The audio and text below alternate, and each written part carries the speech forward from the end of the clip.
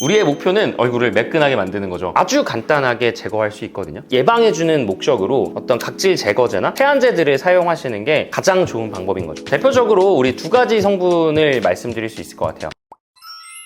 안녕하세요. 슬기로운 피부연구소 최지환 원장입니다. 네, 안녕하세요. 최성현 원장입니다. 네, 원장님 오늘의 주제는 어떤 거죠? 오늘은 피부에 올라오는 피부 요철, 다양한 그런 질환들이 있는데 알아보도록 할까요? 병원에 상담을 하러 오시는 분들 중에 얼굴이 뭐 오돌토돌해요. 얼굴에 뭔가가 올라왔어요. 이런 얘기를 하시면서 오시는 분들이 굉장히 많아요. 이제 여성분들 같은 경우는 특히나 화장을 많이 하신단 말이에요. 화장을 하다 보면 다른 데가 조금 매끈해 보이니까 피부에서 튀어나와 있는 부분이 유독 이제 도드라져 보이기 시작하시는 거죠. 그런 것들 때문에 이거를 좀 없애고 싶어요 하고 오시는 분들이 너무 많죠. 그래서 오늘은 피부에서 나타날 수 있는 여러 가지 요철들을 한번 분류를 해보고 그 요철들을 그러면 어떻게 제거하고 치료할 수 있는지에 대한 얘기를 해보고, 자, 중요한 거 하나는 이거죠.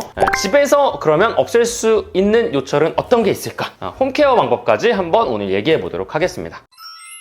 요철이라는 게 어떤 거가 있는지 먼저 분류를 해보고 시작하면 좋을 것 같아요. 자, 사진을 한번 볼게요. 이분이 가지고 계시는 요철은 사실 대부분이 다 갈색으로 좀 작게 오돌토돌 튀어나와 있는 부분, 목도 그렇죠. 요거는 대표적인 요철 중에 하나인 평평사마귀라고 할 수 있죠. 평평사마귀 같은 경우는 인간 유두종 바이러스의 감염에 의해서 일어나는데, 흔히들 우리 자궁경부 백신 같은 거 맞으시잖아요, 여성분들. 자궁경부를 감염을 시키는 그 바이러스의 다른 타입이 얼굴에 감염이 일어났을 때 사마귀 병변이 생기고, 이 사마귀 병변 같은 경우는 전염력이 굉장히 강하죠. 그래서 뭐 가족들이 수건을 같이 쓴다거나 여기서부터 이렇게 긁는다라고 하면 사마귀가 이렇게 퍼지는 걸 확인할 수도 있거든요. 그만큼 전염력이 굉장히 좋기 때문에 초기에 한두 개 있을 때 제거를 하셔야지 이걸 두고 보기 시작하면 막 수백 개까지 늘어나는 그런 병변이라고 할 수 있죠. 자, 두 번째 설명해 주시죠. 네, 두 번째로 흔히 볼 수 있는 요철은 땀샘이 막히면서 각질층에 덮여지면서 만들어지는, 주로 이제 눈 밑에 많이 있게 되는 이런 부분들인데, 동글동글하게 이렇게 짜지진 않는데 구멍을 뚫고 나면 안에는 진주알처럼 하얀 알갱이들이 튀어나오는 그런 비립종이 흔한 또 질환이 될 수 있고, 그리고 특별하게 진주알 같은 건 박혀 있지는 않지만 뭔가 튀어나와 있는 이런 흔적들 같은 경우도 비슷하게 땀샘이 막히면서 발생하는 한관종일 가능성이 많이 있죠. 그래서 이런 부분들은 주로 눈 주변에, 특히 눈 밑이나 뭐 눈꺼풀,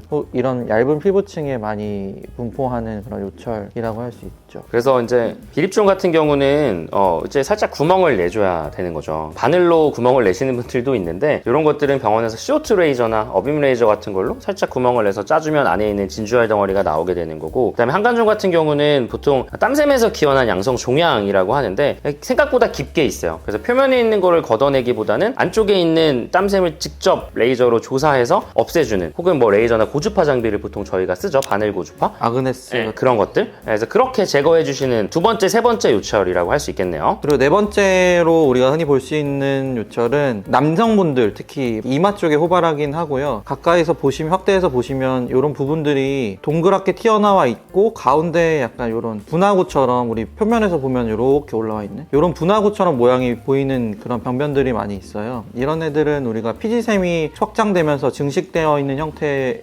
피지샘 증식증이라고 하는 병변입니다. 그래서 보면은 이제 노랗게 기름 덩어리 같은 것들이 꽉 차 있는 거를 볼 수 있죠. 얘 역시 짜도 짜지지가 않잖아요. 제거는 어떻게 하면 좋나요? 보통은 CO2 레이저로 표면 전체를 다 벗겨내고 안쪽에 그런 피지 덩어리들이 많이 노랗게 나오게 되는데, 그런 부분들까지 뭐 태우거나 긁어내거나 하는 치료들로 한 번에 좀 제거는 잘 안 되는 걸로 보이고, 여러 번 좀 반복해줘야 좀 매끈한 형태를 좀 유지해줄 수 있죠. 그쵸. 생각보다 이제 피지샘이 좀 깊게 있기 때문에 레이저로 깎아낼 때도 좀 깊은 층까지 들어가줘야 하고, 또 뭐 아까 이제 우리 한관종 치료할 때 썼던 아그네스 같은 그런 바늘 고주파 장비를 사용해서 제거하기도 하죠. 그러면 다섯 번째는 어떤 게 있죠, 원장님? 다섯 번째는 흔히들 우리가 쥐젖이라고 말하는 연성 섬유종이라고 하는 것들이고, 뭐 목에도 있을 수 있고 얼굴이나 헤어라인 쪽에도 많이 있을 수 있는데, 주로 표면에서 보면 이렇게 목이 있고 이렇게 튀어나와 있는 형태, 덩어리가 지어 있는 마치 버섯 같은 그쵸. 모양의 연성 섬유종이라는 병변입니다. 보통 이제 여기 같은 목을 따주면 제거가 쉬운 편인데, 이렇게 올라와 있는 애들이 흔하게 좀 제거되는 반면에, 지금 이런 부분들 보이시죠? 이런 애들은 목이 잘 나타나지 않고 그냥 표면 표면에 이렇게 살짝살짝 잡초처럼 올라와 있는 애들도 있어요. 이렇게 깔려있는 것들 마치 피부를 다 박피하지 않는 이상은 다 제거하기 어렵기 때문에 큰 부분 위주로 좀 제거를 하시는 거를 추천드리는 거죠. 이제 요것도 제거할 때 이제 조심해야 될 게 보통 우리가 이제 핀셋 같은 거를 이렇게 잡아 당기고 목으로 레이저 저는 그렇게 지지는 편이거든요. 근데 이제 생각보다 이 살을 당기면서 하다 보면 살이 뜯어지는 경우들이 있어서 상처가 커지는 경우들이 종종 있어요. 그래서 그런 것들 주의해서 제거하는 거를 추천드립니다. 이제 6번째로 이제 저희가 또 말씀드릴 것 중에 하나가 여기 보이는 이제 지루성 각화증이죠. 보통 지루성 각화증이라고 부르지는 않고 검버섯이라고 많이 부르는 거죠. 그래서 연세가 좀 있으신 분들이 얼굴에 까맣게 이렇게 융기된 병변들이 있는데 요거는 어떻게 제거하면 되나요, 원장님? 비슷하게 CO2 레이저나 어빔 레이저로 태워야죠. 표면을 조금 깎아내면서 얘도 제거를 해주는 거고, 이거는 근데 연령대가 젊은 층들한테는 거의 생기지 않고 시간이 누적되면서 점점점 생기는 거기 때문에 이 연세 있으신 분들, 한 60대, 70대 이상인 분들한테 보통은 많이 생기는 요철이라고 할 수 있죠. 자, 그리고 마지막이죠. 근데 어떻게 보면 저희 그 영상을 시청해주시는 분들 중에 많은 분들이 지금 얘기할 이거를 고민을 하시는 분들이 많았던 것 같아요. 보통 이제 이마나 뭐 볼이나 이런 데 많이 생기는 흔하게 볼 수 있는 좁쌀 여드름. 그래서 보통 이런 애들은 이렇게 모공이 있으면 모공이 털이 나오는 구멍에 피지샘이 달려있게 되는데 피지샘에서 피지가 분비되면서 이제 밖으로 표면으로 나오지 못하고 모공이 막혀 있는 상태에서 피지가 안에 누적되면서 생기는 그런 모습들이죠. 여기 보시면은 요거 블랙헤드도 하나 있어요. 까맣게 안에 구멍이 박혀 있는데 요 피지 덩어리 요 구멍이 이제 나오다가 이제 산소에 의해서 쉽게 얘기해서 녹이 쓰는 거죠. 녹이 쓰면 이제 우리가 얘기하는 블랙헤드라는 게 만들어지는 거죠.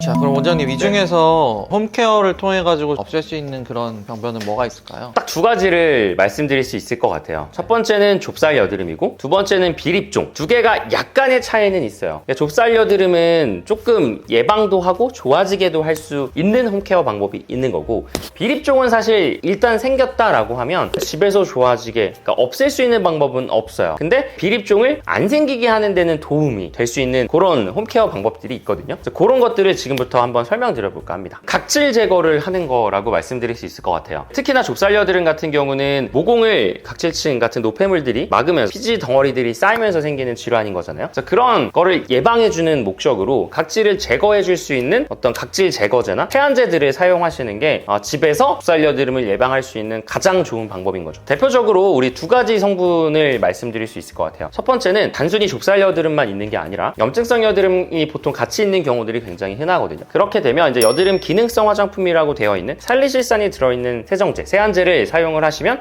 이제 여드름균을 조금 억제하는 효과까지 있기 때문에 각질 제거 플러스 여드름균 억제, 그런 효과가 있을 것 같고, 염증성 여드름이 심하지 않은 그런 분들, 혹은 약간의 좁쌀 여드름이 많이 올라와 있는 그런 분들은 아하나 바하 성분의 이제 각질 제거제들이 시중에 많이 나와 있거든요. 그런 것들을 이제 얼굴에 일주일에 한 번 정도 각질 제거제를 사용을 해주시면 좁쌀 여드름을 개선시키기도 하고 생기는 거를 예방해주기도 하는 거죠. 또 비립종 역시 아까 이제 앞에 제가 한 번 생기면은 제거는 병원에서 하셔야 된다고 말씀을 드렸는데, 결국은 얘도 안쪽에 피지 덩어리들이 깊게 쌓이면서 배출되지 못해서 생기는 거라고 보시면 되기 때문에 각질층을 좀 어느 정도 잘 제거만 해준다면 그런 것들이 생기는 거를 조금 예방해 줄 수 있겠죠. 근데 이제 주기를 뭐 일주일에 한 번 정도 사용하는 게 좋겠다 말씀해 주신 거는, 아무래도 이제 민감한 피부의 사람들 같은 경우에는 그런 아하나 바하 제품 화학적으로 뭔가 벗겨내는 그런 필링 제제를 좀 사용하기 어렵다거나 조금만 그런 걸 사용했을 때 뒤집어진다거나 오히려 더 자극을 받아서 피부에 어떤 트러블이 더 올라오는 분들이 있기 때문에, 그런 자극되는 그런 성분들이 이제 불편하신 분들은 클렌징 밀크라든지 혹은 효소 기반으로 한 필링 제제 같은 걸 사용해주면 피부 각질을 조금 자극적이지 않으면서 해결할 수 있는 그런 대체제가 될 수 있다고 생각합니다. 그래서 그 이외에 종이 이미 생겨버린 비립종이라든지 뭐 한관종이나 피지샘 증식증, 편평사마귀, 그리고 연성섬유종, 이런 애들은 이제 결국에는 피부과에서 레이저를 이용해서 제거를 할 수밖에 없는 질환들인데요. 간혹 가다가 보면 뭐 식초를 이용한 뭐 민간요법을 사용하신다든지 녹여서 없애는 분들이 있다고는 들었어요. 적절한 뭐 농도를 사용해서 정말 그 부분만 녹여서 없앨 수 있다면 뭐 그것도 일종의 치료 방법이 될 수는 있다고 생각을 해요. 치료 원리로서는 가능은 하겠지만 실제로 원하는 부분만 녹인다는 것 자체가 거의 불가능에 가깝기 때문에 뭐 병변이 완전히 제거되지 않고 뭐 감염을 일으킨다거나 혹은 병변 부위 이상으로 자극이 되면서 피부층을 녹인다거나 그런 부작용들이 더 생길 가능성이 가능성이 높기 때문에 그런 민간요법은 좀 위험하다. 곱살여드름이랑 생기기 전에 비립종 이런 것들을 빼고는 나머지는 사실 다 피부과에서 제거를 하셔야 되는데 엄청 간단한 시술이거든요. 근데 보통 뭐 민간요법뿐만 아니라 비립종이나 피지샘증 같은 건 자꾸 짜고 싶은 욕구가 들어요. 뭔가 차 있는 게 눈에 보이거든요. 그래서 이제 손으로 자꾸 짓이겨서 짜거나 하면서 오히려 상처를 유발한다거나 손톱 자국에 의해서 뭐 상처가 생기고 나면 그거로 인해서 색소 침착이 생기고 안에 있는 덩어리는 나오지 않고, 그리고 뭐 뭔가 바늘로 이제 구멍을 살짝 내서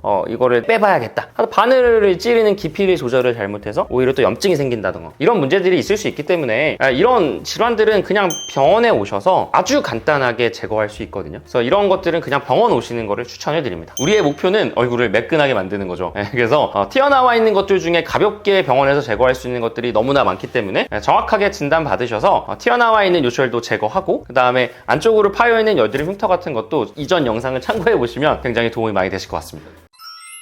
저희 같은 경우는 직원 교육용으로 다양한 피부 질환에 대한 사진이나 그림 같은 걸 참고해서 아무래도 직접 보는 환자들을 기본적으로 이런 시술들이 필요하다 설명해야 되기 때문에 교육은 하지만 실제로 환자 입장에서는 이게 뭐 무슨 질환인지, 뭐 이게 편평사막인지, 이게 피지샘 증식증인지 사실 구분할 필요는 없어요. 병원에서 다양한 방법들을 통해서 치료할 수 있기 때문에 그걸 구분하는 것보다는 병원에서 빠르게 제거할 수 있는 너무 간편한 시술들이 많이 있기 때문에 손쉽게 그냥 병원 오셔서 제거하시는 게 좋을 것 같아요. 자, 지금까지 저희 영상이 도움이 되셨다면 좋아요, 구독, 알림 설정 부탁드립니다. 감사합니다. 감사합니다.